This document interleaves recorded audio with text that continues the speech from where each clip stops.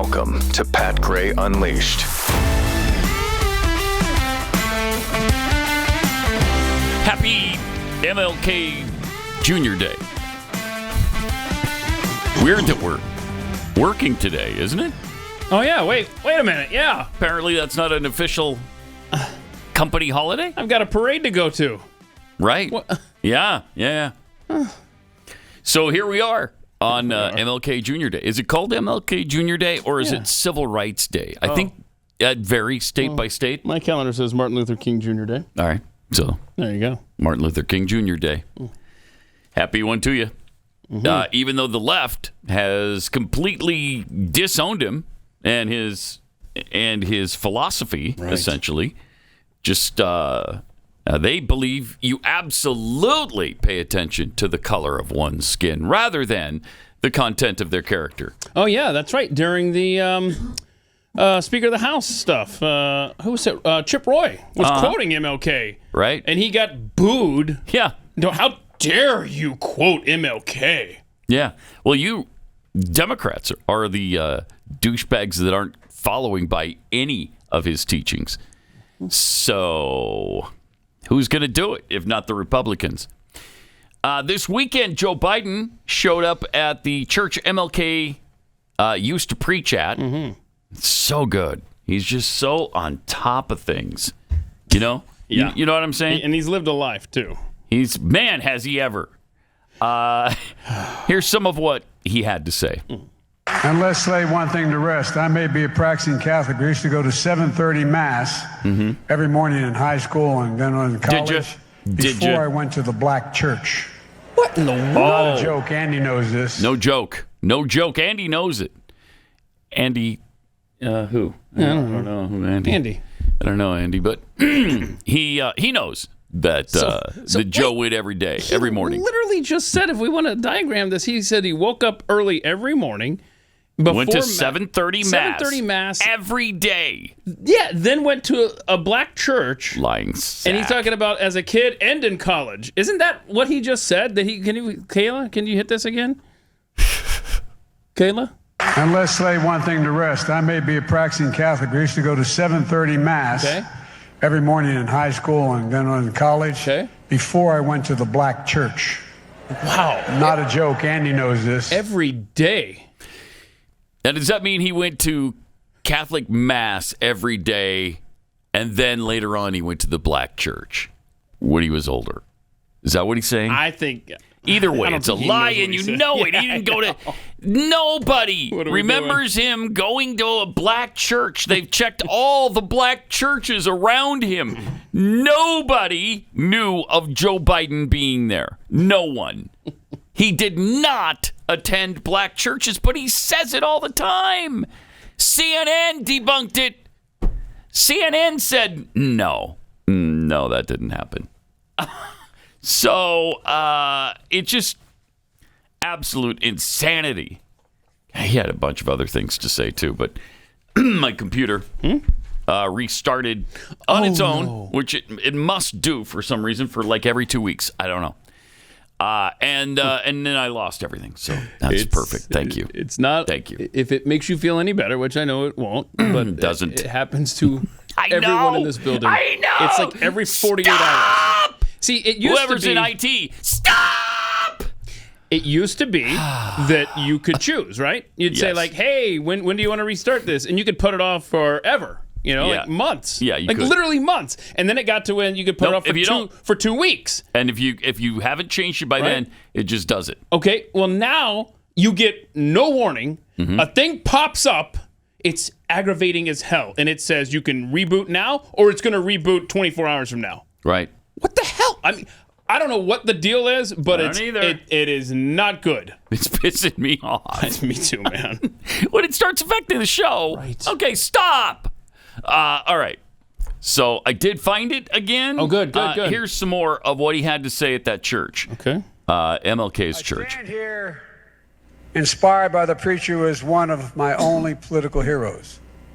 I've been saying, and Andy's heard me say it for years, I have two political heroes. Oh, my entire life. When I started off as a 22-year-old kid in the East Side as a in the civil rights movement. Got elected to the United States Senate when I was 29. I wasn't old enough to take office. And by the way, another thing that's been debunked by everybody, he didn't take part in the civil rights movement. He had no part in the civil rights movement at all. I had two heroes. He had two heroes. Bobby Kennedy. I admired John Kennedy, but I could never picture him at my kitchen table. But I could Bobby. Good. And good no for you. malarkey. No Dr. malarkey. King. And no malarkey, Dr. King. Okay. I think he's expecting wild applause there. He got none because I don't think they buy it. Yeah. No, By the way, that's Andrew Young. Oh, former Atlanta mayor. Oh, okay. And that's why, Andy. Okay, Andy. Yeah, good. All right. Glad to see he's still around. And then he also says this about Andy Andy and I him. took on apartheid in South Africa and a whole lot else. They didn't want to see him coming. Oh, good. So we got a pop up there. You're going to play that game later, probably. But they took part in apartheid and a whole lot else. I can't with this guy. Again, no, they didn't. That is, I mean, I don't know if Andrew Young did, but Joe Biden did not.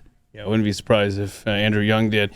So the clock's ticking. You know, as of coming up on Saturday, right? January 21st, there's going to be no defense. I mean, they're not even going to try to defend him after this, I think. I think that's possible. You know, yeah, this guy is just so horrible. It's the worst. He's the worst. He also was hitting on some child again. No, was he really? Mm-hmm. Yeah. Oh no! I'm glad there was so much football because I avoided watching this live. Did you turn this down, Martin? Yeah, because I think your ad's up. your ad's still playing. Is it really? Yeah, I'm still watching. I'm watching it play right there to your right. See that? Being cute and quirky. See? Look at that. Did I get it? No. I didn't get it yet? It sucks. Look for the speaker and look for the tabs at the top. Oh, and look for the one with the speaker right. and kill it. Right. Okay. Kill it dead. I'm looking, searching. I'm watching your audio. It's still playing. I can still see the UV meter from over here. All right. Well, it's a good thing I have that because I got it. No. Yes, it's gone. And so is Woo-hoo-hoo! And so all is because the IT audio I wanted to play. It went with the tab? Yeah. Oh, no. Mm-hmm. IT department, this is on you. Freaking bad. I don't know. All right. He was sniffing girls or something? Yeah, he was. Oh, hi, honey. I want to get a picture with you before I go. Oh. From the pulpit. He's saying that to somebody in the front row or whatever. Just bizarre. He is absolutely sick and bizarre. That's the word. Then we come to the sculpture honoring Martin Luther King. I guess it's in Boston, right? Unveiled in Boston. Okay, yeah, I know what you're talking about. Absolutely beautiful. Look at this. It is. Right, here we go. Take the garbage bag off and let's see what's underneath. Oh dear Lord, what is that? Oh no. A lot of people think it looks like arms embracing. Embracing a noodle. Somebody's noodle. Okay. I mean, it depends. It honestly. I mean, it could be a small intestine or a large intestine. Okay. Or it could be what everybody's saying it is. Whoa. Business. Okay. Wow. Oh man. I mean, come on. That is not MLK embracing his wife. That's what it's supposed to be. What is happening? I don't think his wife was shaped like that. That's the angle that really stuck with me over the weekend. Yeah. Yeah, right there. Right there. Where do we put this? My goodness. It's so bad. What? I know. Where did that? I mean, there's not a good angle for that thing. There's literally not a good angle for that. No, it's bizarre. Okay, we're good. Let's take that off before we get a bad rating for the show. So, of course, you got to turn back to the communist goals. Yes, it came to mind. Yes. Yes, it did. Yeah. This is number 22, I believe. Okay. Let me see if I can find it here. 22. Control F meaningless. That's not it. So, let's find them somewhere else. Oh, man. And we should always have those on hand. I should always have like a copy because we refer to it so often. Yeah, like a hard copy or something. Communist goal number 22. Continue discrediting American culture by degrading all forms of artistic expression An American communist cell was told to eliminate all good sculpture from parks and buildings, substitute shapeless, awkward, meaningless forms. Tell me that's not a shapeless, awkward, meaningless form. That is not MLK embracing his wife. That's not. So, why would you do it that way? Why would you have her look like a... Did they run out of... maybe they ran out of bronze or whatever they used there, you know? Yeah, maybe. And they were just maybe like, that's all right, what it was. We can just afford the arms. So. Yeah, it's a supply chain problem. Okay. All right. You say so. Oh, man. And this shouldn't be surprising. Speaking of our president, President Dementia, the White House says more documents with classified markings were found at Biden's Delaware home. Color me shocked. Stunned. Now, I think they said they've stopped looking. They found everything they could possibly find. But there were some more. Mm-hmm. And they don't really specify how many. I think it was 5. Oh, it was 5 pages or something? Okay. Yeah, I'm pretty sure. This brings the total number of batches found to 3, a small number in Washington, in the Washington office Biden used, another set in the garage of his residence next to his Corvette, and 6 pages, this says, in a room, adjacent to the garage. Yeah. So we went back and we looked, and we're like, oh, look, there's more. And a lot of people are asking this question. I know Representative Mark Green is asking this question. You know, why are Biden's personal attorneys doing this search? Why is the FBI not doing this? Would that have been okay with Donald Trump? Would the world have been? Yeah, these lawyers are looking into it. Don't worry about it. No, we got a raid from the FBI in the dark, of Trump's personal residence here, and this is a place where they've already found documents, right? And so you think, okay, now. Here we go. Now the tried and trusted FBI is going to get involved and go there and make sure. Let us have a look-see. No, it's his personal attorneys. Shut up. Stop it. I mean, this is so laughable. It's incredible, is what it is.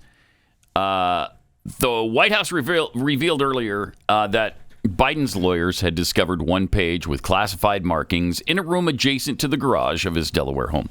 President's personal attorneys, as we just mentioned, discovered one document with a classified marking consisting of one page in a room adjacent to the garage. At that point, the president's personal attorney stopped searching the immediate area where the document was found. Why? Wait, okay, we found one. Stop searching. Mm-hmm.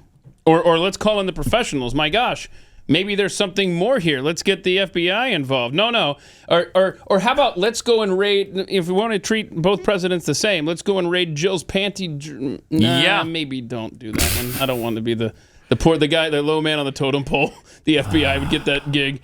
But this is, we have a Pathead, Renaud Gagny, who tweeted us that he surmises, or he suspects, that they found these documents much, much earlier than this, and that's why they did the Trump raid, to kind of justify what they were going to have to do later here with Biden and documents. So that's an interesting theory. Yeah, it is. Yeah. Huh. But isn't that insane that that documents were found in this high security garage that we had the picture of on Friday? You'd think at that point, maybe the federal government would get involved on like a law enforcement level. Like, okay, why don't we take a look? No. The lawyers found them again? Yeah, crazy. Stop it. They reviewed the box further and found 5 more documents with classification markings and immediately transferred them to the Justice Department officials. Well, I'm glad that Joe Biden's lawyers are I'm glad they're on the that. case here. Because I have a security clearance, I went to Wilmington Thursday evening to facilitate providing the document the president's personal counsel found on Wednesday to the Justice Department while I was transferring it to the DOJ officials who accompanied me. 5 additional pages with classification markings were discovered among the material with it, for a total of 6 pages. The DOJ officials with me immediately took possession of them. They were okay. Well, then everything's fine, right? Yeah, we can't lose track of this of 2 things in this story: that Hunter Biden lived there, and the Biden Penn Center that is just a funnel for Chinese money. Most of it anonymous money. And so you know how like the University of Penn was paying Joe Biden to be a professor. I would love to know how many classes he taught. I don't think he even showed up. I have no idea. I wouldn't be surprised if he didn't teach a single class ever. Come on. So did they use the Biden Penn Center as the go-between between China and the Bidens? And I want to know what these documents say, too. Let's go. This is dirty, this is gross, and it's probably... And it might be the end of him. Yeah, it's... I mean, people like David Gergen, who was an advisor to the Clintons, even he is saying, look, this could end his presidency. This might be the end of Joe Biden's presidency. And I think a lot of them want that. Saturday. He's got to hang on this week. And then because why? Because then he could step down, then Kamala could get in and have and then she 2 can run years, and then 4 and 4. No. There's absolutely no way she wins. But I'm saying if we had 10 years of Kamala as a president. Can you imagine? Oh, my gosh. Ukraine is a country in Europe. Well, there you go. We'd have things explained to us in a way we can understand them if she were president. If someone came to you right now and said on Saturday, Kamala will become the president for the next 10 years, do you even think, even in name only, America is around in a decade? Nope. No. Thank you. Well, Martin's great. hot on the keys this morning. Yes, he is. Nice. All right, let me tell you about Thunderstorm. This is proven oxy technology that quickly destroys. It destroys. It doesn't cover up. It destroys viruses, odors, mold, and more. It cleans the air. I mean, this is such a cool little unit. It's just about this size. I think we've shown it to you in the past. You just plug it into the wall. That's all you have to do. Plug it in, turn it on, and decide how high you want it. It gets rid of any odor, litter box odor, trash cans, cigarette smoke. Man, that's hard to get rid of. Oh, yeah. Dirty diapers, cooking smells. In the Jeffy odor that can permeate your space. Which is incredible. I mean, for them to get rid of Jeffy odor. I mean, it used to be he'd come in here on Friday, right? Yeah. And we come in here Monday morning. He goes, Jeffy in today? And then Martin would be like, oh, no, that's the smell still. But see, now we can. Yeah, we kill it. We can make it stealthy. Look at that. See, Kayla's got a shot of it right there. We got it plugged in. Oh, look cool. Yeah. Nice job. That's how small it is. So it is clean. It is fresh. Size of a hand. Yeah. Look at that. And it's so easy. All you do is plug it into the wall and then just turn it on. So easy. Unreal. And there's no filters that you have to change. Right. I hate that because I never remember. Okay, it's exactly 4 months since I changed the filters last, and I was supposed to do it after 3. So, and then, it's just extra work. Yeah. This isn't. Go to EdenPureDeals.com. EDEN, pure deals, all one word, EdenPureDeals.com. Use the discount code PAT3 and you'll save $200. So you're going to get 3 Thunderstorm air purifiers for under $200. Shipping is free.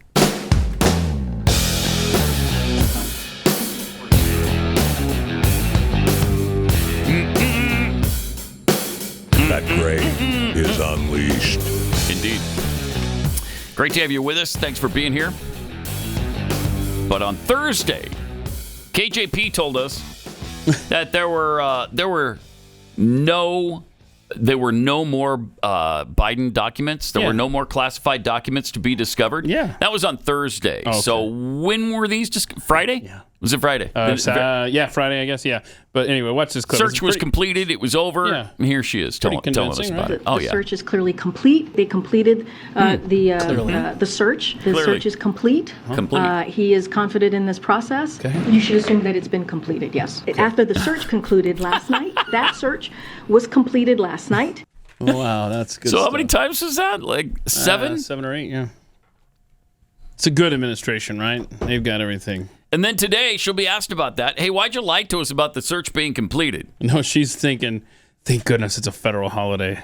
Do I have to come in today? That's right. They won't. Yeah, tomorrow. We're going to have to wait for those jewels and those gems from Peter Ducey. They'll have to wait till tomorrow. When does she quit? I hope soon. She's so bad. I mean, they're all liars. They all stand there and lie to your face, but she's just so bad at it. Right. I think that's really our chief bugging complaint, me. right? Yeah. We know she sucks. Yes, they all suck. It's just that Jen Psaki sucked. Right, be less obvious Yeah. at sucking. Right. Or and at lying. I mean, at least, can you not answer any question without looking at the great big book of everything? Can you not? Actually, last week with this whole thing going on, she's just got it memorized. Look, it's an ongoing... I'm not going to get ahead of the ongoing investigation. It's not investigation. I'm not asking you to. Just answer the question I asked you. Yeah. Oh, man. What do they call it? This ongoing... Anyway. It's not an investigation. Yeah. It's an ongoing... review. Yeah. It's an ongoing review by the Department of Justice, and I'm not going to deal in hypotheticals. So you can ask me the question, but it remains. I can't get into these hypotheticals. I can't get ahead of the ongoing review. I'm proud of her. She spit that line out at least 100 times each day last week. That I think she's got it memorized. She didn't even have to open the book for that stuff. Wow! Congratulations. We should give her. Yay, KJP, making progress on your lives. The search is clearly complete. Thank you. Yeah, there it is. To hear the left even begin to compare the classified document situation of Biden and Trump is pretty insane, pretty amazing. Let's see. This is from the Washington Post. It's classified documents. The storage of classified documents was not authorized at any of these locations. However, there are several distinctions with respect to the potential leakage of the information contained within the documents via controls that would have likely prevented or limited unauthorized access to the locations. Noting that Trump had the power to declassify, whereas Joe Biden, as vice president, did not, Marino suggested that Trump's additional Secret Service protection granted the documents slightly more protection. Yeah, thank you. Yeah. Right. These locations where Trump left, well, there was Mar-a-Lago, and that was pretty much it. But it's protected by the Secret Service. And he's a president. Yes. Whereas Joe Biden was not. Is not. I'm telling you, as forgetful as Hunter Biden was with his laptop and everything and always strung out on fill-in-the-blank drug, I guarantee you these were given to him and taken there to transmit to whoever, Vladimir, whoever, China, wherever. And then he's like, okay, well, I'll just put them down here. Now I'm done, I swear, As it's mentioned here in the article, former presidents continue to receive Secret Service protection and deploy security technologies, whereas vice presidents do not, beyond an initial 6-month extension. 6 months. Yep. This means that there was no government-provided security at the residence in Wilmington or at the Biden UPenn think tank. 5.5 and years that went at least. Close to 6 years. Yep. Yeah. I mean, almost 6 freaking years. Bro. Are you kidding me? Anybody could have gotten in there and taken any of that stuff. And probably did. But will they get into that? No, they won't talk about that. I mean, the Democrats some are falling all over themselves trying to defend it and differentiate between how bad the Trump situation was compared to Biden's when it's the other way around. However, there's another group of Democrats that seem to be taking advantage of this, and I think leaking information and maybe even initiated this investigation. Oh. I think there's a faction that wants him out, and I think they know he can't win, and they probably know what his dementia situation is, and they know it's going to just get worse. It's not going to get better in the next 4 years. It's going to get worse. So they may be thinking, all right, we got to get him out. How are we going to do that? All right. Classified documents. He's got classified documents. After the Trump situation, this will be the end of him. I tell you. We'll see. I know that elections in this country are completely on the up and up, right? I mean, we have a great system. There's a lot of integrity there.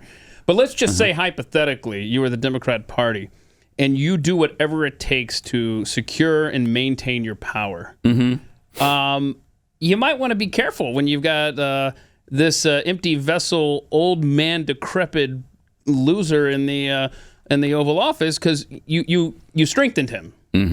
Hypothetically, I mean. Hypothetically. By making sure you hung on to the Senate. Right. Hypothetically. Mm-hmm. And that you made the House a lot closer than maybe it would have been hypothetically. So now he gets to, because he said before the election, he said, at the end of the year, Christmas time, I'm going to take a break. I'm going to think about if I'm going to run again.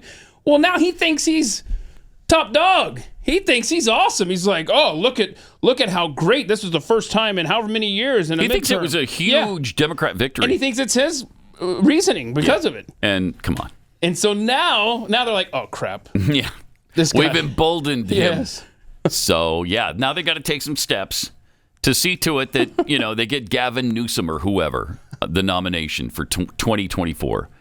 And they don't want Biden hanging around. Because you can't primary a sitting president, right? Well, I mean, there's no way. Ted Kennedy tried with Carter. Yeah, he did. But didn't work. No. Coming up on Overtime today, we're going to hear a new song inspired by Joe Biden's garage. Nation of Jake is a genius, by the way. And we're going to hear the real story about how Joe and Jill met.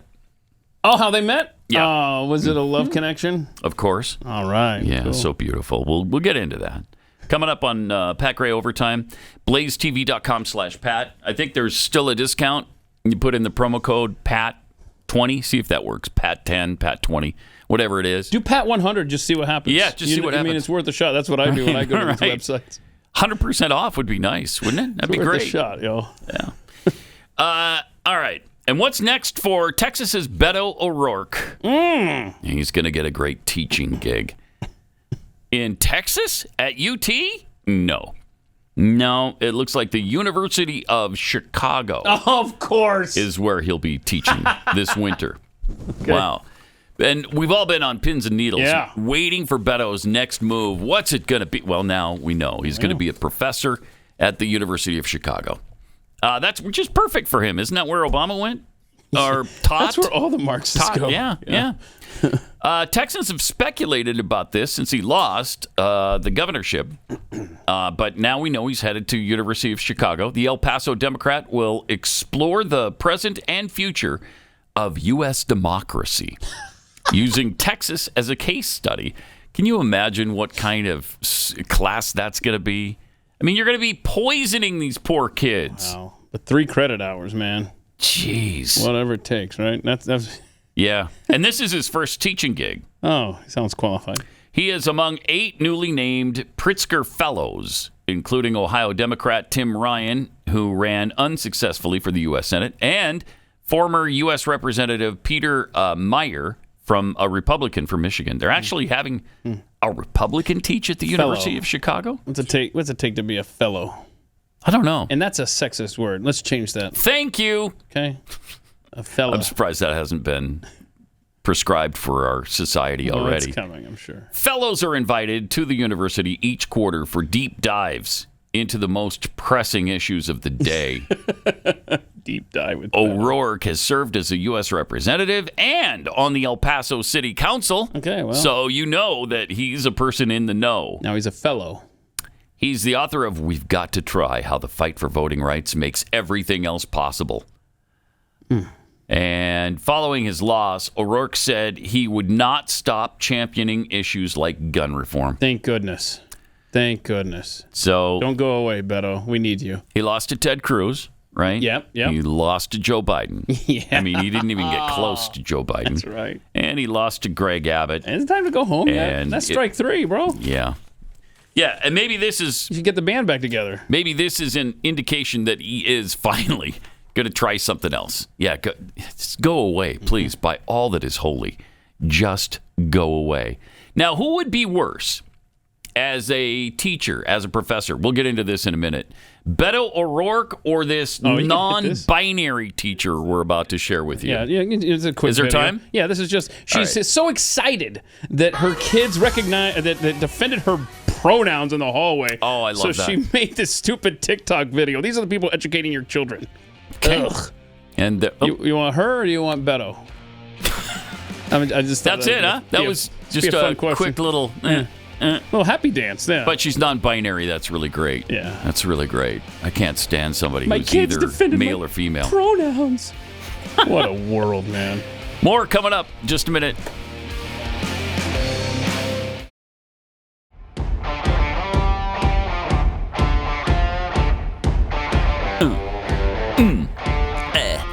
888-900-3393. Pat Unleashed on Twitter, where Frank Johnson tweets, did Hunter take up sculpture as well as paint by numbers?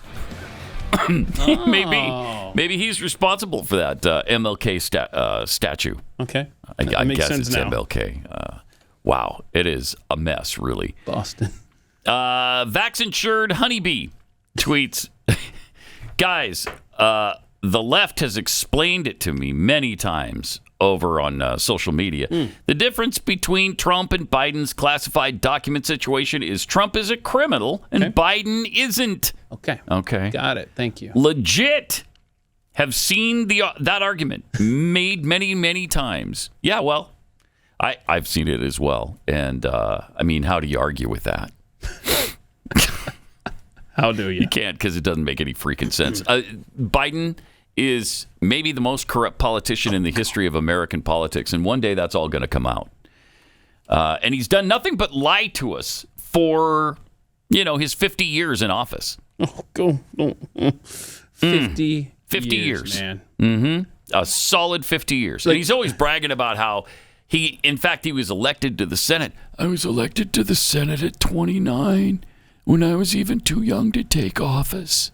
Think about this, man. Jeez. That guy has been in elected office for 1/5 of our nation's existence. Oh, my gosh. That's really something. And it makes me want to vomit. Yes, me too. From Jimmy Dimples, not to be a Debbie Downer, but I think Biden's cerebral deterioration will take him down long before anyone with a badge and warrant will. That's probably a good point. Okay. Yeah, we'll see. I mean, could he be impeached? If the Democrats want it, that could happen. It could happen. All they need to do is whisper in the ear of some Republican, hey, bring the articles of impeachment up to a vote, and we're on your side. Yeah, because we're all clamoring for a President Kamala. Mm-hmm. I don't know. Maybe she steps down and somebody else? Jeez. Somebody else I want to comes live to in the your fore? world. Take me to your world. Oh, I don't think they like her much either. And it's maybe not even that they don't like her. They know she can't win. I mean, she's so unpopular. She's probably more unpopular than Biden is. So how do you win with her? She wouldn't beat Trump. She sure wouldn't beat DeSantis. So I don't know. We got a long way to go. Who knows what could happen in the next couple of years. So far, Republican voters are happy with the GOP-led House of Reps. They've done, some good things. Roughly 6 in 10 approve of Speaker McCarthy after 1 week on the job. 20% disapprove. So 60 to 20, and another 20%. I don't know. Bunch of Jeffies. They're not paying attention. There's a lot of people that don't pay attention. They just don't have the time for it or the inclination, really. They'd rather involve themselves in happy thoughts, and I can't blame them. But most Republicans do approve of the election of Kevin McCarthy as Speaker of the House. It's interesting. I don't approve of his election, but the job he's done so far has been okay. He's got a long way to go, but he's done some good things so far. We'll see if that keeps up. Late last week, he was asked if the footage from January 6th will be released, and here's what he had to say about that. 20 of them last Congress called on Speaker Pelosi at the time to release the adjacent Capitol Hill security footage of all things that happened on that day. Is that something that you'd be interested in doing? Congressman Gates said that you would be willing to do that. Is that Yeah, I think the public should see what has happened on day. I watched what Nancy Pelosi did, where she politicized it. Where for the first time in the history as a speaker, not allowing the minority to appoint to a committee, to pick and choose. We watched the politicization of this. I think the American public should actually see all what happened instead of a report that's written for a political basis. And I think the answer. We're looking through that. I want to be very thoughtful about it, but yes, I'm engaged to do that. Okay. He wants to be thoughtful about it, but yeah, he's engaged to do it. Well, there's 14,000 hours, we were told, of footage? It's something ridiculous like that, yeah. Yeah, I think it's 14,000 hours that are unreleased. And if if it strengthens the narrative of the Democrat Party, why wouldn't they have released it by now? That's a question that keeps coming around in my head. So I'm not certain it strengthens their narrative. No. Can we get one Ray Epps to testify under oath in front of Congress? We've got some footage of him. Oh, do we? Yeah, let's. Yeah, this is nicely condensed into 90 seconds of Ray Epps on the 5th and 6th of January. Tomorrow, we need to go into the Capitol. Into the Capitol. And they're saying, what? No. Peacefully. Fed. Tomorrow? I don't even like to say it because I'll be arrested. Well, let's not say it. We need to go. I'll say it. All right. We need to go in. Shut the f*** up, boo. Oh, What's up? Oopsies. Base Fed posting? All right. We need to go into the Capitol. I didn't see that coming. Okay. Stop speaking. We are going to the Capitol. But remember, he's been clear. It's that direction. Right. The January 6th committee has thrown people into jail for being a heck of a lot less. Thank you. No. Yeah. When we go in, Are we going to get arrested if we go up there? yeah, you don't need to get You shot. arrest us all? Look at that. What's he whispering? Come on now. And then seconds later, that guy he whispered to pushes down the barricade, and on they go. Look at that. Just Mr. Instigator. Interesting. And there he goes. But that guy, he's fine. that guy has not been arrested. That guy is not in jail. He's had his name smeared. I know that. I've said that. I've seen that from the left. Don't smear Ray Epps. Why not? They're fine with smearing all the people who were there on January 6th, aren't they? So that's the kind of stuff It's we need to get to the fascinating. bottom of there with a new January 6th committee, Speaker McCarthy. The instigators. Who are they? And, you know, he's wearing a red cap, wearing a MAGA cap. Does that mean he's a Trump supporter? No. No, it doesn't. No, remember, we've had video footage of people getting that stuff on in their driveway before they headed to the Capitol. Yep. And they were not Trump supporters. Man. So Republicans are now seeking $22 billion from UN funding to fund the border wall instead. The House Freedom Caucus has filed legislation that would take approximately $22 billion from UN funding to finish the U.S.-Mexico border and do that in 2 years. The Close Biden's Open Border Act would take the approximate $11 billion annual funding the U.S. sends to the UN and redirect the money towards completion of the wall. What a brilliant idea. Thank you. I mean, we're the only one who really pays the dues at the UN. We pay the vast majority of the load there. And why? Why? Mm-hmm. It's an organization that is completely anti-U.S. And yet we continue to fund it and we continue to host it. Asinine. It's just asinine. And we're grateful for them doing stuff like this. It's just, but, you know, we always have to put that caveat. Boy, it would have been nice if you had done this when the Senate was in Republican hands, too. Yeah, right. And will you and do the it presidency. If we get the Senate back and the executive office in 2024? Will you just do these same things? Because last time they did some of this stuff, and then when they got the full majority, nope, they completely backed off. The common sense solution is in direct response to a report from the Center for Immigration Studies that says the UN is funding nonprofits in Mexico that assist asylum seekers with repressed memories. So we'll see where this plan goes. Yeah, it's gotten so bad that, remember, you have a Democrat governor, Polis, sending busloads of immigrants to New York City, a Democrat city, and it's so bad up there. Mayor Adams visited the border over the weekend. Incredible. Yeah, I mean, he called it a national crisis. He blamed Biden, and he said, like, we're at the brink. We have, what was it? I don't know, like 3,000 immigrant illegals or so. What did he say? But anyway, they received 800 immigrants in a week. He's like, we can't take any more. I'm like, oh my gosh, dude. But anyway, but it has shown him just a little tiny taste of what it's like in Texas. Isn't that something? Isn't it? Where we've got millions, literally millions of illegals in this state, and they fled across continuously into Texas and keep adding to the problem. And we've been dealing with it for decades. And then he gets just a little taste of that, and oh my gosh, is he making a stink about it. And that's good. That's great. That's what we want. Yeah. And finally, somebody up north understands what's going on. And I think this trip also gives him a chance to go after Biden. Yep. And go down there to show himself at the wall. And that way he can run for president in 2 years and primary that sitting president like you talked about and say, look, I've been to the border. It's a blah, blah, blah.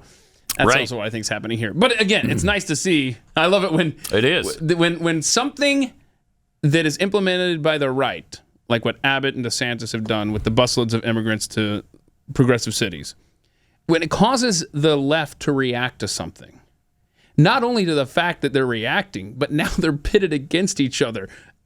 So you've got Polis going after Adams going after Biden. I love it because this always happens the other way. Right. Yeah. Nice. This is one of the few instances I can think of where that's ever happened. They have to play defense. Right. It is one of the greatest political maneuvers in U.S. history. Isn't it? It really is, because it's affecting policy right now. It's affecting Democrats to the point where they're starting to understand we've got a real crisis at the border. Instead of listening to the Biden administration, people like Alejandro Mayorkas say the border is secure. No, shut up. Everybody knows that's not the case. So what a tremendous decision this was from Greg Abbott. Yeah, and hats off to him for doing it. And maybe we are skeptical that anything is going to happen in the Senate, right? But when you've got Democrats like Eric Adams responding like this and calling it a national crisis, you might pick off a couple of votes down, especially Sinema's in a border state. Yeah. Right? And you got Manchin, who, depending on the day of the week, he might come through. Yeah, you never know. But so this may be the time to strike as far as actually funding a border project. And the other thing, can we stop funding the Ukrainian border project? Will that ever happen? Somebody sent us this incredible illustration of what we're sending from the U.S. to Ukraine. Now, if we have the... Do we have the... Yeah, just play it. Just play it. Graph? Because it's going to go on forever. Look at that. And it's going to go on for 2 minutes of this. What that is, each dot is representative of $100,000. And you can see the total and on the right red side. is military spending, the blue government spending, and the yellow humanitarian efforts. Wow. So $60 billion militarily, $27 billion in governmental spending, and $15 billion humanitarian for a total of $102 billion. I think that's way short, but still, that's a little example of what's happening there. And that's where you hear well, we've already sent them $27 billion. Yeah, to their government to bolster their incredibly corrupt government.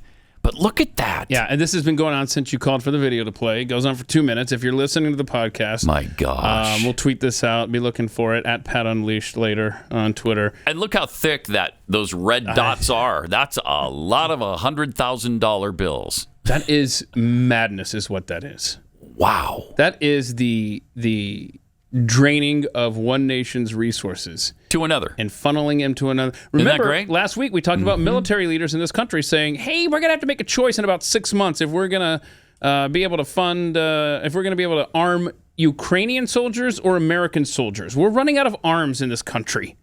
And you think this president is going to bolster defense spending? Come on. No, he's not. This thing is going on and on. It's madness, man. Yeah, that's a really, really great illustration of what's happening. And then for that SOB, Vladimir Zelensky, minutes after McCarthy becomes Speaker of the House, tweets out, we look forward to more of this. Keep it coming, love. Keep it coming, love. This is gross. Look at this. It's still going. Yep. There we go. Woo. Finally got to the end of it. Well, that's until the next bill passes. Right. I mean, which could be today. Could be. Because pretty much every day they come up with some new spending bill that goes to Ukraine. So congratulations. I mean, that's amazing. That is really something. Last week, Keith mentioned a doctor who led a peer-reviewed study. We got to get into the COVID situation coming up next hour. So much with the vaccine over the weekend. A lot. It looks like this house of cards is starting to crumble. From not admitting anything was wrong with it, that there were no side effects. I mean, think of the odds of there being absolutely no side effects to this thing. When every drug you see advertised on TV has to spend about 3/4 of the advertisement telling you what side effects there are, and to look out for all of these things because they could kill you. A lot of them. They have to list the side effects, whereas we've been told for the last 2.5 years that there's no side effects. It's safe and effective. And if you question it, we're going to shut you down. Yeah, we're going to censor you, and we're going to beat you into a coma. And that's essentially what they do every time you bring it up. Yeah. And then you're censored on YouTube and wherever else. Are you excited that a lot of the people that were pushing, that censorship, like the World Economic Forum, you excited about Davos? That's happening right now. They're getting together over there in Switzerland to plan our future for us. You pretty excited about that? I'm really excited. They're talking about that. Maybe adding a food windfall tax to companies that make a profit on selling food. Doesn't that sound exciting? A food windfall tax. Food windfall tax. So you get ready for that. Well, they're trying to do an oil windfall tax. They want to do that. And now they want food as well? Okay. Huh. Neat. That's neat, That's great. Yep, that's great. Davos. So we got Davos. We got the vaccine to talk about. A little COVID information coming up. And you're angry about something, right? Oh, communism. Maybe being taught in New Hampshire? We'll bring you that story coming up. Pat Gray Unleashed. Welcome to Pat Gray Unleashed. Welcome. So, do we have the results? You have the scores from yesterday and the day before in the NFL, the playoff scores? I can go through them for you. Yeah, let's... I mean, the only blowout was the first game, and that was actually, I think, tied through 3 quarters, Seattle and San Francisco. 41-23 is what that ended up. Okay. Let's see. What else? And you got your Jacksonville Jaguars. My word. Who are down 27-0. My word. And beat the Los Angeles Clippers 31-30. That must have been a great game. I didn't see a single minute of it. But I mean, it's amazing that a basketball team could get out such a big lead on an NFL team. You said Clippers. Did I say the Clippers? Yeah. So Chargers. Los Angeles Chargers. LAC. Wow. That was incredible. Yep. Buffalo Bills over the Miami Dolphins, 34-31. Boy, that good game there. I can't believe the Giants beat the Vikings, 31-24. Cincinnati Bengals, on the strength of a 99-yard fumble recovery, beat the Baltimore Ravens 24-17. And then tonight, Dallas Cowboys, Tampa Bay Buccaneers. More on Trivia's game. Yeah, we predict the Dallas. Yeah. Dallas will win that game tonight. That's what we predict. All right. Communism and cursive writing will be part of mandatory curriculum in New Hampshire schools under a pair of bills which harken back to a bygone era of history and handwriting. And you wonder, why are they part of bygone eras? Yeah, right. Wow. The House Education Committee in New Hampshire held public hearings last Wednesday on Republican bills to require that students be taught cursive writing. Okay. Good. You got to be able to read the founding documents, man. Oh, that's a good point. Yeah, the founding documents. That's the only thing in cursive you'd ever want to read. And honestly, That's probably why they don't teach it anymore. Probably. These people are nefarious. They think deep. That's probably true. And receive at least, this is incredible, 1 hour of instruction on the nature and history of communism. The sponsors of both proposals said their legislation was inspired by conversations that they had with concerned parents. Mm-hmm. Many schools do not teach history like they used to, according to Representative Michael Moffitt.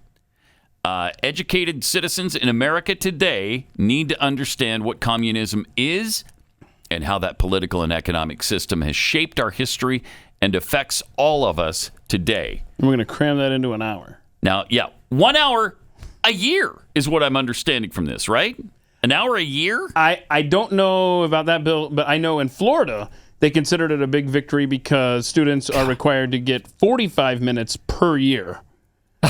What? And you wonder why our kids know nothing. Okay, so speaking against the bill was Sebastian Fuentes, New Hampshire Movement Politics Director for Rights and Democracy Advocacy. All right, red flags all over that acronym. Red is very appropriate for the kind of flag you'd be throwing here. Yeah. Fuentes said he saw the evils of communism, get this, growing up in Peru. Okay. Mm-hmm. But as a 40-year-old father of 2 children in public school, he doesn't believe teaching about it should be a priority. Communism is an issue, absolutely. But let's talk about what is really killing our generation. For example, white supremacy. Oh, no. Oh, no. If we're going to talk about Pol Pot and Mao and Putin and Nikita Khrushchev, let's talk about George Floyd and Trayvon Martin. Like we haven't. As if we haven't. And let's talk about them as it really happened. Let's tell the truth about what happened to Trayvon Martin. Let's tell the truth about that. Let's tell the truth about George Floyd. He said, if we're going to talk about the siege of Saigon, let's talk about the siege of the U.S. Capitol. Oh, God. Yeah, we haven't spent any time on January 6th, right? That is bad. First of all, at least these Republicans see a need, right? And are trying to fill a void in our students' learning process. But 1 hour? These kids haven't seen communism in action in their lifetimes. They think it's about everybody having an equal amount of stuff. In a way, it is about that because everybody in a communist regime turns out to be equally poor and destitute. So that kind of is true, but it's not the way they look at it. Our kids today have not been taught the real and true fruits of communism. The death toll due to communist regimes, nearly 100 million, which includes death through executions, man-made hunger, famine, war, deportations, and forced labor. You know, for the people who take Chairman Mao lunchboxes to school or adorn their Christmas trees with Mao ornaments, they may be surprised to learn that Mao is responsible for the death of 65 million people. 65 million! Shouldn't our kids know about that? Yeah, I think that's kind of important. That's a number you can't even get your head around. Death from communist policies in the Soviet Union are usually listed at about 20 million. The UN puts the death toll of the Holodomor, just the Holodomor alone, at up to 10 million people. That, of course, was man-caused famine in the Soviet Union, during which Joseph Stalin eliminated up to 10 million of his own people in 1932 and 1933. Those 2 years, 10 million people, starved them to death, and put people at his grain fields with guns to shoot and kill people who were there to try to get a morsel of food because there wasn't any for them elsewhere. They would actually go to the fields of grain and the and wherever they could find food and find that they were guarded by Stalin's men. I mean, you have the Cambodian killing fields, which resulted in the death of 2 million Cambodians. That was almost a third of their entire population. They killed Pol Pot killed almost a third of his population. And this guy from New Hampshire is comparing that to anything that's happened in America? White supremacy? Shut up. Sebastian Fuentes has the balls to talk about white supremacy as the big boogeyman the kids should be learning about. Show me the death toll from white supremacy. I'd like to see it, because I have no idea what it is, but it doesn't compare to communism. I'll tell you that. Maybe it's not zero, but neither is the deaths from blacks who hate whites. And it can't compare to the ravages of communism. They'll talk all day about how bad Donald Trump is, but you don't say a word about 100 million people being slaughtered by communism. They won't provide any context for our kids on this, so that, when they see both sides, then they can determine for themselves which system is better. They'll teach them about slavery and the evils that wrought all day. You'll teach them about race riots, and you'll show how ugly some white people behaved during Jim Crow, the civil rights movement. You teach them all the problems the United States has had to deal with over the years, but not the goodness and the greatness of this nation. So they grow up. Our kids are growing up with negative feelings about their own country, and they're ashamed of it in large measure. We just talked last week about the study that showed just 16% of Generation Z adults are proud of being Americans. 16%. Tragic. Well, but it's obvious that that's going to happen because they're shown all the warts and none of the beauty of America. And then they see communist China being praised and defended by their heroes in the NBA. And even while China continues to be held up as an example of cutting-edge environmentalism by idiots like Al Gore, they continue to pollute the planet more than any other country on earth, by far. By far. And you have Cubans that are so ravaged by communism that they're willing to leave everything they own behind and hop on an inner tube trying to float the 90 miles over shark-infested ocean to escape to the United States. That's how bad communism is. Ask the Cubans who get here on all their makeshift rafts that have taken their lives in their hands. I mean, literally taken their lives in their hands to get here. So to go from not teaching it at all to an hour per year, tiny, tiny, tiny little step in the right direction. But they should be taught the horrors of communism an hour a day. Yeah, thank you. Yeah, and if you're a history teacher listening to this, you can find ways to sneak in communism into other lessons that don't count against your hour there. Like if you're talking about World War II, right? You could be like, yeah, and then after World War II, they built the Berlin Wall. The end. Or you could say, and then at the end of World War II, well, a little bit after that, they built the Berlin Wall because East Germans were trying to escape communism, and they were fleeing that Soviet-occupied part of their nation, and they had to shoot people that were trying to escape into freedom. Yeah, but what you'll have is people say, well, we're building a wall of our own on the southern border. Yeah, that's to keep people out, not to keep people in. Our walls in the United States don't keep people trapped in the United States. And just ask the kids, why would they be fleeing communism? Why would when it's so great. Yeah. When everybody's equal. Why would they be leaving the Russian sector? So much equity. And maybe even more importantly than history teachers, how about parents? Yeah. Maybe not leave it to the school system.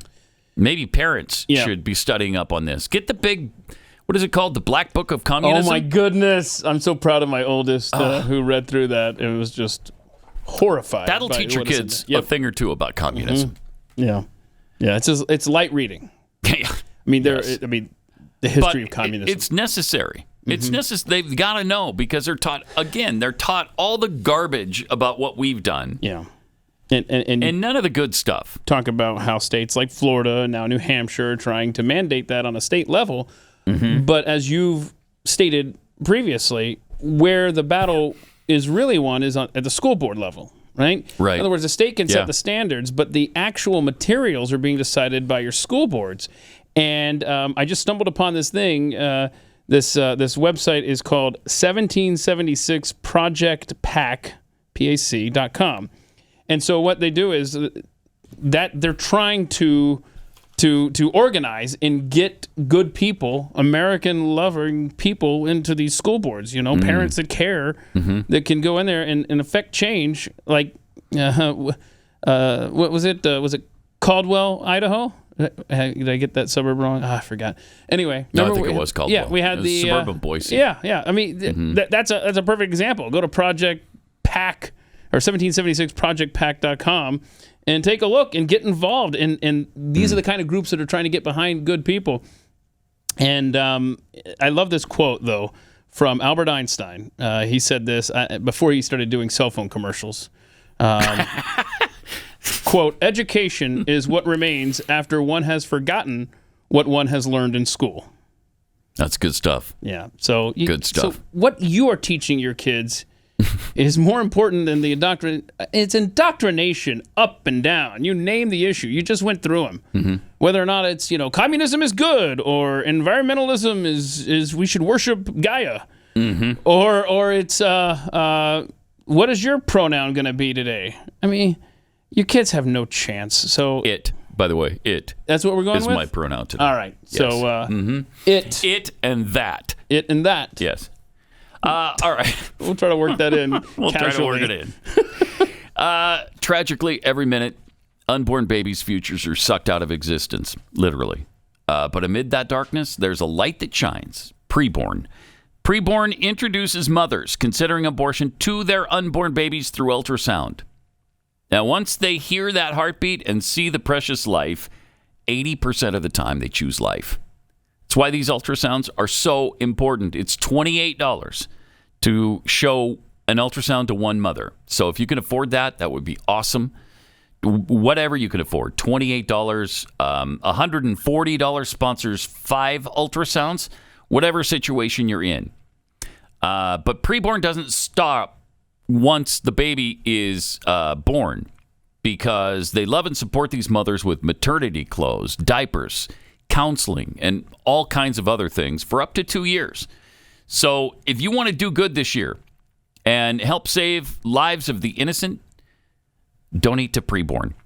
If you can join us, just dial pound 250 and say the keyword baby. That's pound 250, keyword baby, or donate securely at preborn.com/Pat. That's preborn.com/Pat. Yeah. That's right. Got a couple of tweets here. This from allegedly classified Sarah. I made my kids learn cursive. One of their friends said he wished he was taught it because he couldn't read any of his birthday cards from older family members. Oh, good point. Also from Hogasm. Socialism is the gateway government to communism. Sure is, yeah. Pat's PC restart switch. Pat, we don't need to listen to people who escape from communist nations. Those nations just didn't do communism or socialism properly. Just a few million more deaths, and we'll get it right. Ooh, yeah. Yeah, maybe 100 million more or so, whatever. But that's only 200 million people out of all the people that have lived here to try to get the perfect government. Isn't it worth it?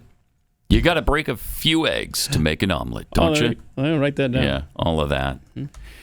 Jeffy's nervous lawn chair tweets, Cubans are usually conservatives, which is why the administration sends them back when they risk their lives to get here on makeshift rafts. Yeah, that's exactly right.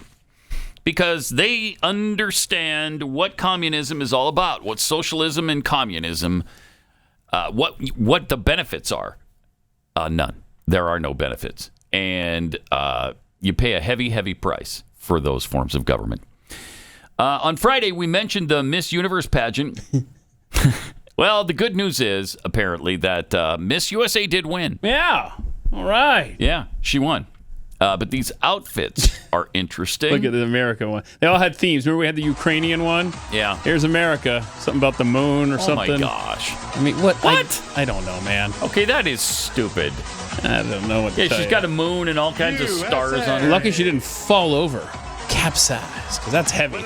No kidding. That is stupid. So that's Miss USA, now Miss Universe.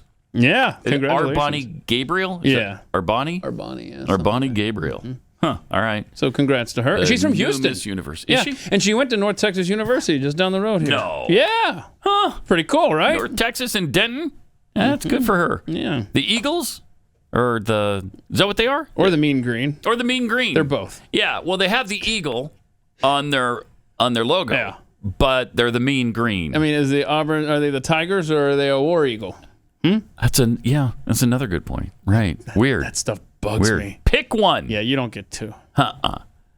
Last year, you may recall, the Miss Universe pageant was purchased by a trans woman. I did not remember that. I forgot about this. I did too. Yeah. So, a man. Now, a biological man owns it. But here's that new owner. Yeah. And something or other. I don't know. Jacra Judatip? Sure. Jacra Judatip. That's a cool name. Yeah. With an inspiring message. Oh, good. That's great. Good. Okay, here we go. The Miss Universe organization. Oh, hi. From now on, it's going to be ran by women. Women. Owned by trans women. Okay, but for all women. Yeah, but for all women. Yeah, except you're not a woman. Oh, my gosh. You're a dude. My. For all women really around all the world to celebrate the power of feminism. Okay. How weird is that? What? For a biological man to be lecturing women like that and to be proclaiming women when you're not an actual woman. Part of the new way they're doing things. Remember, Donald Trump used to own the Miss Universe thing. Yeah. But the part what they're doing now is there's not going to be any men. They're all going to be behind the scenes. No male judges. No. Really? Yeah. So all women except for that one, I guess. Okay. That dude right. gets a microphone. Right. Except for the owner. So. What a bizarro world we're in, man. So weird. I can't with this. The irony of standing there as a biological man saying that only women will be a part of this now is amazing to me. It's amazing. Last week, Klaus Schwab and his collection of global elites who want to tell all of us how to live. Well, they're meeting at Davos, Switzerland now. That's exciting. And he's sick, by the way. Something's going on with Klaus. Oh, no. So Don't say that. Don't say that. Yeah. Really? He's not. He didn't show up to some of these meetings. So oh, wow. I hope he'll be okay. Yeah, don't you? Yeah. Man, feel strongly about that. Yeah, so I don't know when this video came out. I think it's a year or so old, but it's been circulating this week with the WEF meeting there in Davos, and it's just he's warning us because remember he's been on he's been out in front saying we need a digital oversight board. We need to be able to to shut off switches if we need to stop speech that we feel is harmful. Anyway, this is a creepy video going around. I thought we might need to see with Davos starting up here. Pay insufficient attention oh boy. to the frightening scenario of a comprehensive cyber attack, which would bring to a complete halt to the power supply, airports, transportation, hospital services, our society as a whole. The COVID-19 crisis would be seen in this respect as a small disturbance in comparison to a major cyber attack.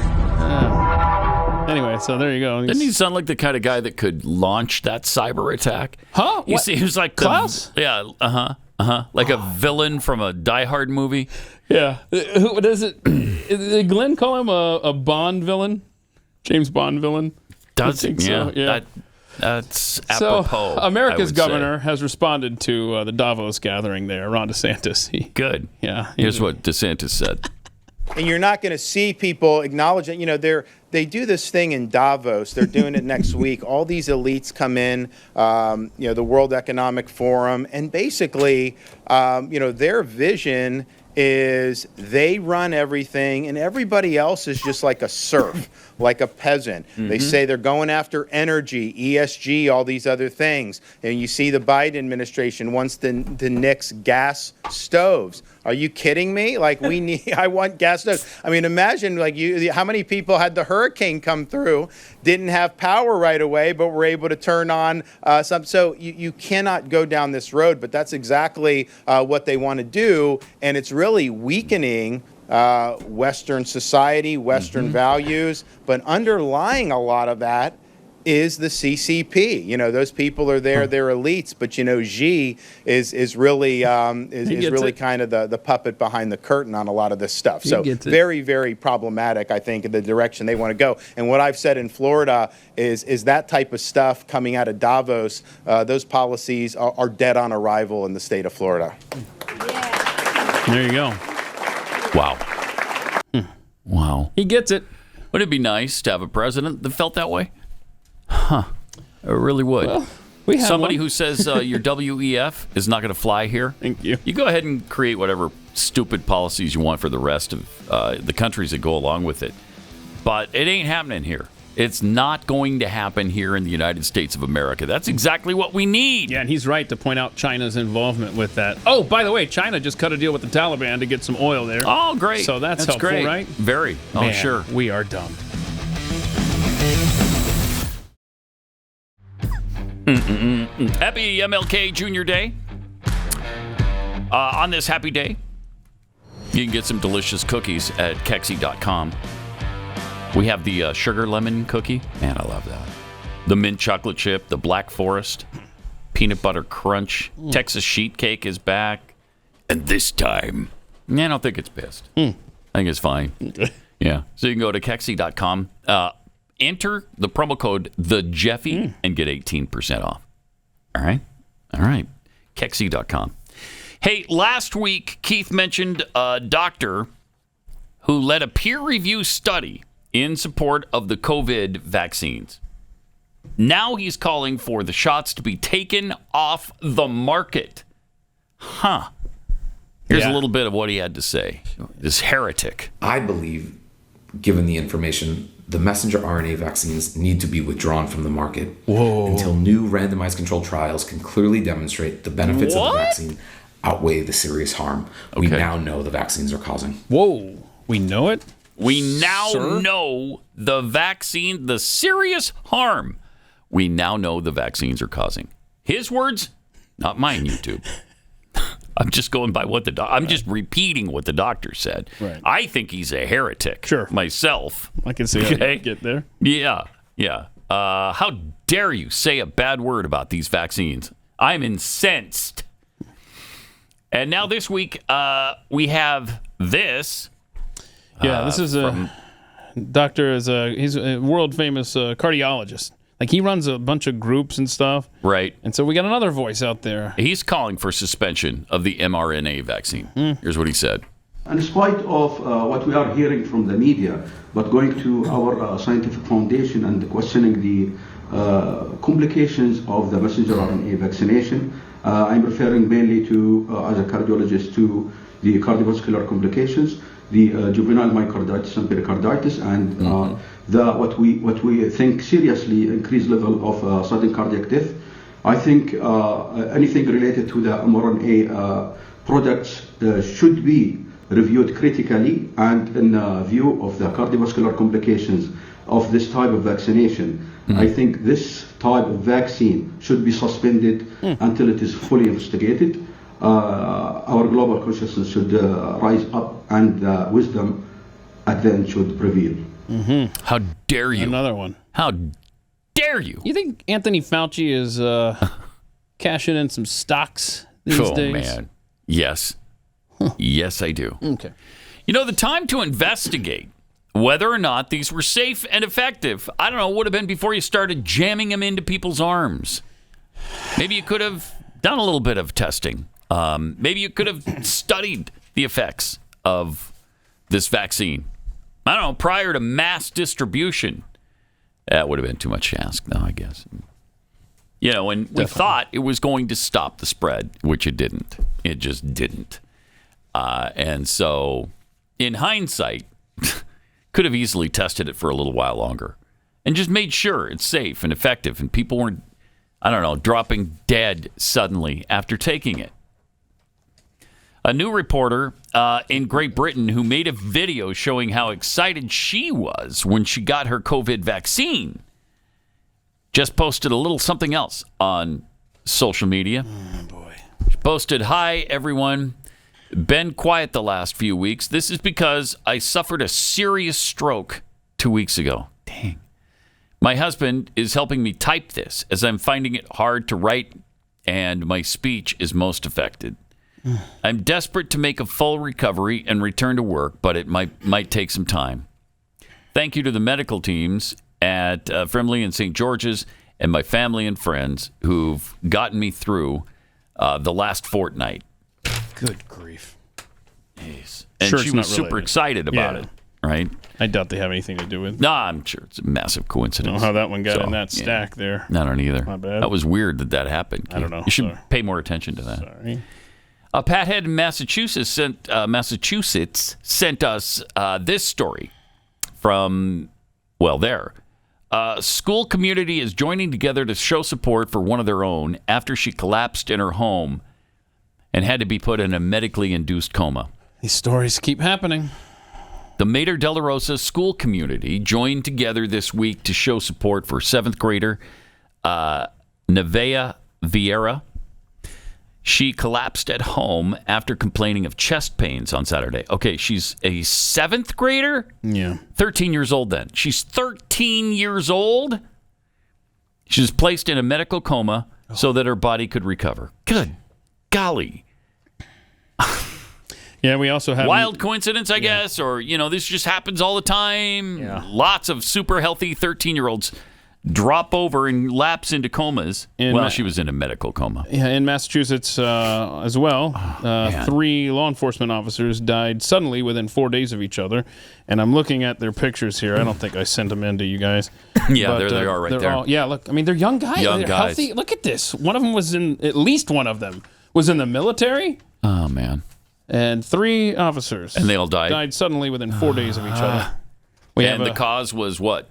I don't know. Cardiac arrest. And we have an Oakland couple that was so beloved in the community there. Mm-hmm. They died within a month of each other suddenly, and incredible they did coincidence. Great yeah, I'm sure that's what it was. Mm-hmm. And then this story, this Mike O'Mara guy, has been documenting on Twitter with posts and he 100% blames the vaccine for doing this to him. And they're just the most heartbreaking messages about how his life has literally been taken from him. And yesterday, he tweeted apparently for the last time. And it said, "Goodbye all. My nerves are dying. My muscle tissue dissolved. The last bits twitching as they fail. My digestion is stopped. Organs failing slowly but surely. I wait my last ride to my last stop for whatever final failure will kill me. Love to those who supported me. Goodbye." And this is Mike O'Mara. And I'm telling you, man, this is just going to continue in frequency. Who hasn't been affected? We had the thing there that said 1 in 4 people know somebody who's died suddenly in the last couple of years. Mm-hmm. I mean... Mm-hmm. Me too. I'm in that 1 in 4. It's this society does not recover from this, man. And the house of cards is falling. We also have Emerald Robinson, who tweeted this out over the weekend, a partial list of sudden deaths of young people in the U.S. just since Christmas. Okay, it is a real partial list because it doesn't include a lot of the ones we've talked about. A lot of these names, we didn't even have. Logan Holgate died at 18 suddenly. Hunter Brown died at 21 on January 9th. Also on the 9th, Blaze Jacobs died at 17. Jordan Brister died at 18. Ashari Hughes died at 16. Jack Madison died at 20. T.O. Gibbs at 18. And Max Sorensen at 17. I don't think we've talked about any of those. Jordan Brister, we have. Oh, Jordan Brister. Yeah, we did talk about him. I mean, this 18 years old. Jeez. One. We talked about one of them. I am so sorry if you're going through this yourself or a family member, whether you're just suffering, which is, something that they took from you, or if it was the loss of a life of someone that you know. I mean, this is so bad. It's got to be looked into. Yes. It has to be. There's just too much now. There's just a cavalcade of information that's spilling down on us, and for them to do nothing is the most irresponsible thing I've ever seen. Just look into it, because something is up here. People don't just drop dead every day who are otherwise completely healthy and young. And it's mostly young people. As in the beginning, they said the myocarditis mostly affected young males. 18 to 34-ish. And that's what we're seeing. So, I don't know. Take a peek at it. Yeah, and of course it was a Friday late afternoon press release from the FDA and the CDC that finally thought maybe we'll look into whether Pfizer and BioNTech's updated bivalent COVID-19 vaccine is associated with a higher ischemic stroke risk in those 65 and older. Okay, well, that's part of your job. I know. Look into the rest of the under 65 deaths. What about the 18 to 40-year-olds? No. Wow.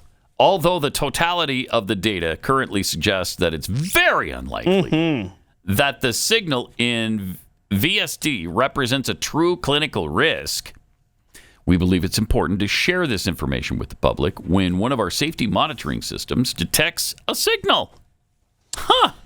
They added that no changes in vaccination practices are warranted at this time. No changes are warranted. Keep going. Keep rolling up your sleeves. Yeah. Oh, sure. I mean, just think not a problem. Last week alone, right, we had the FDA vaccine advisors who said they were disappointed and angry that they didn't have all the information when they made their recommendations. Yeah, Pfizer. Was it Pfizer or Moderna that kept it from them? I think that one was Moderna, maybe. And then you had the lead author, and now we have the other doctor.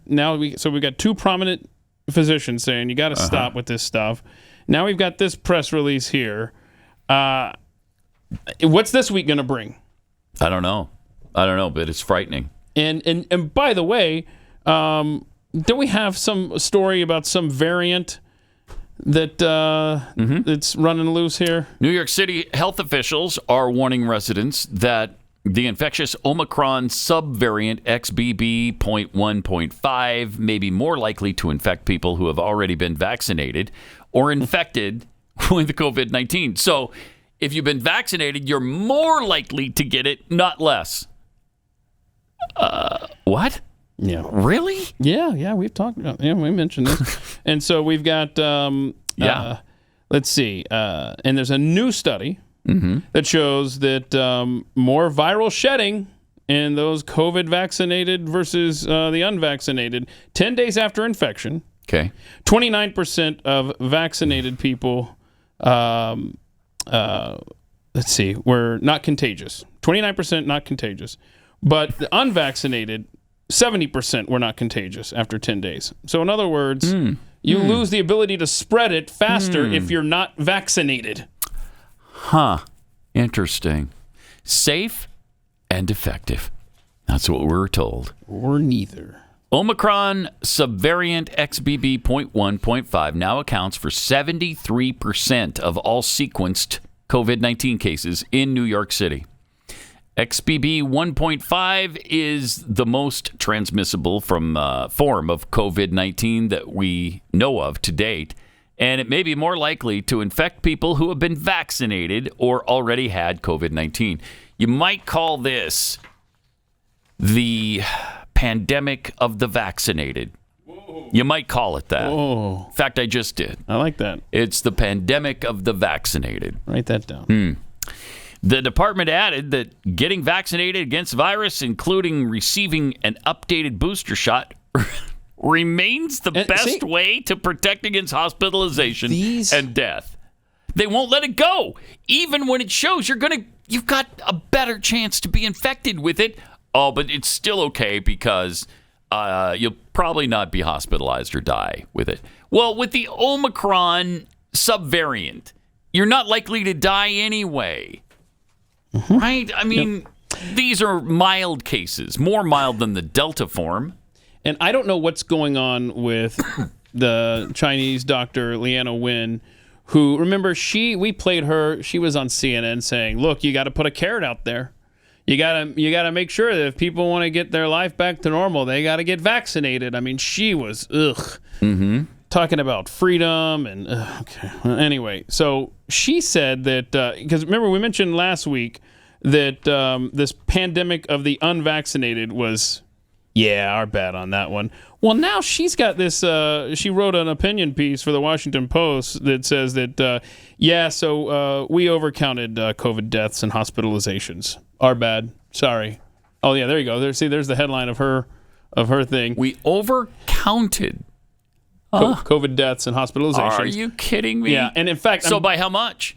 Well, I don't know the number off the top of my head here, but wait till you have tomorrow. This guy put out this thread of this incredible list of just people who died by fill in the blank. Remember we had the motorcycle crash? Remember that guy? Yeah. Oh, that's a COVID death because he had it in the system. Wait, go back. So 2 years previous, though, you got Birx and Fauci reject Fox News promoted theory that coronavirus deaths are inflated.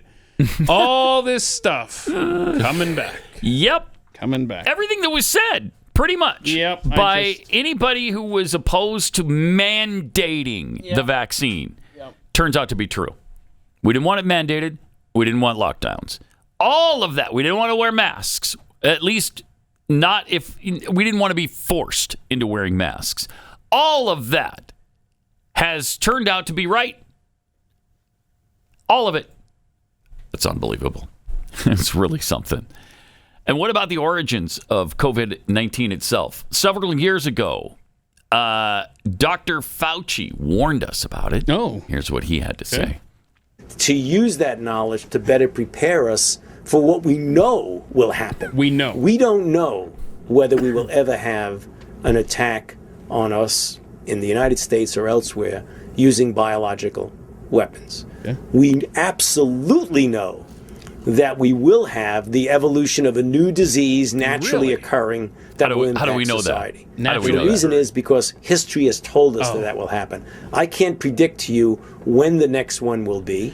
Hopefully it won't be for a very, very long time, but it will happen. There's no doubt it will happen. I'm telling you. So instead of looking at it in two separate silos of biodefense for biological threats that are deliberate and countermeasures for naturally occurring, you should essentially pool the science so that you could do both. Because you're making a bioweapon in the lab, little man. I know what you're up to. Yeah, when you're doing the gain of function, when you're messing with nature, something is bound to happen. In hindsight, when you watch these clips, and we have a couple more of Fauci leading up to today, knowing what that little troll was doing, that little mad scientist, and then hearing him basically, to me, as I'm watching these, I'm thinking, this is a guy who is loving this because he knows what's coming. And he's got a plan for all of us. He's like the WEF in a science lab is what Dr. Anthony Fauci is. Well, he is science. Yeah, that's right. You know that, right? That's right. And so I'm watching these clips just seething, thinking, this SOB is getting done with this interview and getting back on his computer to design whatever hell he's ready to unleash on us. I mean, I don't know. That one was about 15 years ago. And so now we got one from 2017, just before Trump took office. Yes, we've read this quote before, but I've never seen it in video until this weekend. So we've read this quote, and it's just a few days before Trump takes office, January 2017. He's giving this speech, and oh boy, remember he just said in that previous clip, I don't know when it's coming. I haven't decided, which president I want to unleash this hell on. Yeah. And I think that clip earlier was right before Obama took office. Yeah. So he's going to lay low on that for a while. I don't know, man. This is just my theory. I know it's wrong. I got it. Whatever. But that's how I feel. especially when he's saying this in January 2017. Oof. And if there's one message that I want to leave with you today, based on my experience, and you'll see that in a moment, is that there is no question that there will be a challenge to the coming administration in the arena. So now he knows it's in 4 years. Infectious diseases, both chronic infectious diseases in the sense of already ongoing disease, and we have certainly a large burden of that. But also there will be a surprise outbreak. And I hope by the end of my relatively short presentation, you will understand why history, the history of the last 32 years that I've been the director of NIAID, will tell the next administration that there's no doubt in anyone's mind that they will be faced with the challenges that their predecessors Thought you were didn't faced know with. when it was going to happen. But now he definitively knows it's going to happen during the Trump presidency. Exactly. Interesting. I don't know within the next 4 years. And so, then we have one more clip. I think this one, I'm telling you, this is just my brain on this one. I'm sorry. This one, I'm thinking, okay, so now he's trying to lay the groundwork in this 2018 clip we're about to play. Vaccine deniers, because there's going to be pushback when you have the cure for whatever I'm about to unleash on people, in my opinion. Whereas when you have a pandemic, the virus is new to everybody. So nobody has background immunity or background protection. And that's the reason why we worry that we may yet again have another pandemic. And it is almost inevitable that we will have another pandemic. There's no such a thing as a perfect vaccine against any disease. There's no such a thing But influenza, even though it isn't as optimal as we would like it, if we vaccinated more people, we would save more lives. We came to that conclusion several years ago in the United States. We used to only vaccinate people who were at high risk. And then we realized the way you can shut off an outbreak is by vaccinating everybody. So the recommendation in the United States is that anyone 6 months of age or older should be vaccinated. And especially those who are in the high-risk groups. So it isn't like it was before. Vaccinate the high-risk group. Now it's vaccinate everybody. There's a complex mentality of anti-vaccination. It's people who really are anti-vaccine, which is really unfortunate because they are generally because they're great. They're misguided by the impression that vaccines can hurt you and the disease is mild. Where'd they get that? Well, that's not so. The diseases are serious, and vaccines in general are very safe interventions. Yeah, very safe. Very safe. No indication that there's anything wrong with this current vaccine that he's talking about. Yeah, just nothing. I mean, what could be wrong with it? It's safe. It's effective. There's no side effects. So, shut up. All you people out there, all you naysayers that are afraid of the vaccine over there. It's enraging, man. It's coming down. I'm telling you. They're not going to be able to hold back the dam when it breaks. It's gonna be something else. I think there's gonna be some heads rolling, and somebody's gonna be held accountable for this. And I don't know who, because they've all given themselves protection against any sort of lawsuit. That's for sure. I want to see that little troll in leg irons. He is one who should be held accountable, but he won't be. He just won't be because he's a public official and he was doing the best he could over there. And I am science. If people would have listened to me, they would have been fine over there. But that's not the case. And we're seeing more and more evidence, and that's why the FDA and the CDC are now starting to investigate some of this stuff. They're only investigating right now excess strokes in people over 65, see if that has anything to do with the vaccine. I mean, seriously. I don't know why you wouldn't look into the sudden death syndrome. Why wouldn't you look into that? People suddenly dying who are young and healthy. You wouldn't look into that? I don't know. Unbelievable. Okay.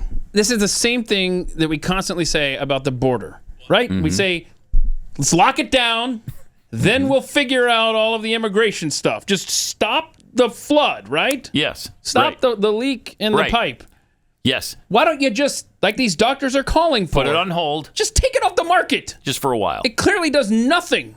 Yeah. It clearly does more harm than good. Okay, the risk benefit there. Can we agree on that? So in the meantime, while we're trying to figure out what's causing the strokes and the sudden deaths, why don't we look at the thing that all these people have in common and pull that off the market until we figure out what the hell's going on? You and I definitely agree on that. The Faucis of the world certainly don't. But let's find out who's right. Let's look into it. They won't, though. They won't. Not of their own volition, anyway. It's going to take a little more information. If this keeps happening, they're going to have to, though, eventually. They're going to have to. All right, we got overtime coming up, and we'll see you back here for Pat Gray Unleashed tomorrow. This is Pat Gray Unleashed.